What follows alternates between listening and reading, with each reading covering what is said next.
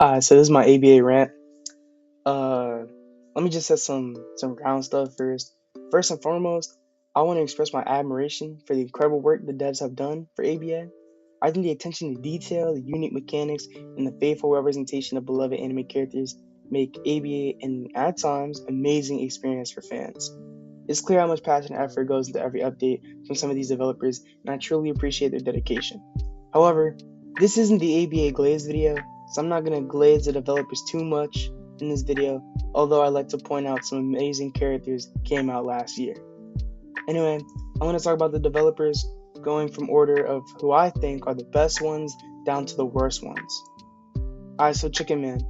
He's unironically the best developer for ABA because he always delivers heat when he's there. The maps for the Christmas update were fire, and I wish him the best for future maps. My only complaint is that I wish he would appear more, so he could drop more fire content each update. But whatever, fuck it, it's his life. Next is Snake. He used to be the best developer before the Jotaro rework, where he not only gutted Jotaro, but he also added the ugliest character to ever come out from the depths of DBZ, being Pui Pui. I think he had some chance to redeem himself with the Dragon Ball week, and shortly after the Dragon Ball week, he offered us two characters, and the community could pick them, so that was a good thing, right? This ended up being a mistake, and that leads to my only real complaint about Snake in 2024. Who the fuck asked for Menos? Who did? I wholeheartedly believe that the ABA Discord mod team is responsible for inviting and rallying up all those slow, low elo people to vote for Menos. Did these guys seriously think that after an update where Snake had to refresh 3 characters and then release 3 new characters already with special VFX, move variants, and multiple modes, they thought he would sit there and try to rack his brain around fucking Menos Grande? I'm pretty sure there was only one person in Wish suggestions talking about adding Menos, and the saddest part is that Menos got canceled. It got canceled after the update came out. But anyway, the whole Menos situation should be a lesson to the ABA community never to add meme characters in anything serious ever again, and Snake should have replaced Menos with Luffy or Ichigo. Either one would have worked. Anyway, the skin team, which is Matt Black and Ghosty and a couple other contributors. Nothing to really say here. I just love ABA skins, and I wish the ABA skin team could lock in and push out that skin update that Snake was talking about months ago in October, I believe. Anyway, next is Par, or Melon Sensei. I think Par has been cooking up recently with the new characters he's added to ABA this year, being Toto and Nanami, but he has to stop adding these female characters that nobody cares about.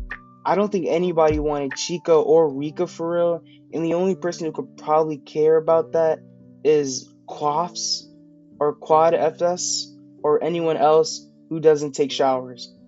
I can't hate too much on Par though, because he gave us Nanami, which in my opinion is the best character that actually takes skill, plus the Gojo rework last year. I just wish he would finish up on Noko-tan so we can get the Par trifecta. But anyway, next is AeyDev, and I think he's around the same ballpark as Par. I know people like to call AeyDev Adolf, like Adolf Hitler, but I think he gets the job done well with his characters, and he's one of the only developers / contributors that actively talk to the community, which I don't believe any of like the OG 4, Par, Snake, K1, and Chicken Man, I don't think they really do that anymore, especially in the way A is going about it. My only criticism for A is that he's delaying having to make Alucard full-time by pushing the envelope for refreshes, PTS Zoro and reworks, PTS Sasuke, and he released some B-list characters last year that weren't necessarily bad, but it was just boring after a few private server sessions. He's still like the greatest rookie developer, and I hope he cooks up more this year. Buqet. I think Buqet is possibly the greatest contributor outside of the skin team that I've ever seen. I love that the developers are taking his concepts and actually putting them in the game, although it kind of seems like they're just adding them like filler content to hide from the fact that they haven't been working on anything new, like by themselves.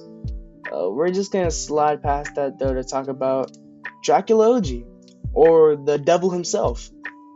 I feel as if every single update, Dracula comes out with some demon that wreaks havoc on ABA until the entire balance team pulls up like the fucking Avengers and works together to nerf them down to actual characters. Choso, which was his first ever character he made as a developer, is still a demonic character and continually shares death and despair to every single ranked game he gets picked in. Akira and Aki were no exceptions either, as they had busty kits that immediately rose to the top of the tier list no matter which characters came before them or within their same update. It's like no matter what, Drac can't seem to stop making busted ass S tier characters. Akira was put down by the staff team, but Aki is still broken. Before the big Christmas update of 2024, Draculaoji posted a screenshot onto Sneak Peeks, which I'll show on screen now. When he came out, I was genuinely convinced that it was younger Toguro from Yu Yu Hakusho, because, I mean, come on, does it not look like younger Toguro? But then Dracula posted this gif of Frankie in general, and then he talked about how much he loved Frankie, and I don't know, it could have also been Frankie too. I don't hate One Piece, but Frankie kind of looks like a lackluster addition to the roster, especially compared to Toguro. Like, Toguro would have paved the way for more Yu Yu characters, but whatever.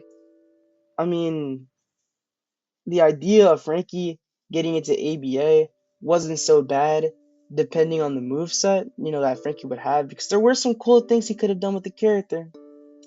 But that sneak peek led somewhere even wilder than I could have ever anticipated. The sneak peek was revealed to be a shit drawing of Vigilante Deku.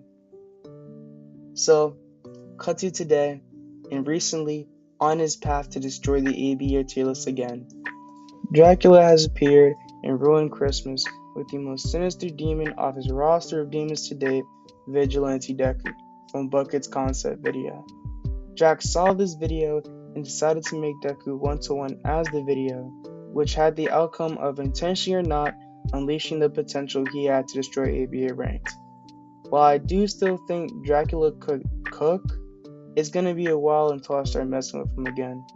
And in last place, and undoubtedly the worst developer for ABA's 2024, it's K1. Undoubtedly K1. Disclaimer: this entire section about K1 is going to take a while because I genuinely hate K1's potential man status. Just like Megumi, I think K1 could be the greatest, but he just loves being useless. But whatever, let's talk about Killua, or K1 for short.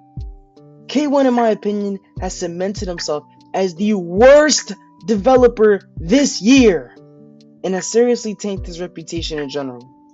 Maybe in the annals of ABA history, he was pulling 2017 LeBron numbers, carrying the updates on his back, and paving the way for fun characters. But now it's as if he doesn't give a shit about ABA or the characters he's promised. Why is it that Akaza took months to be annexed and replaced by Kokushibo, and then he took damn near 5 months after that to actually push up the character, just for Kokushibo to be fucking mid at the end of the day?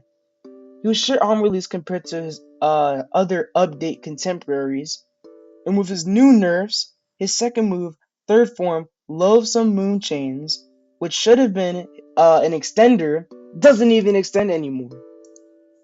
The saddest part about Kokushibo is that K1 knows the character is trash. Ask anybody with VIP access and tell them to search up anything K1 has said in VIP general about Kokushibo, and there will probably be a time where K1 has stated outright that Kokushibo is complete garbage.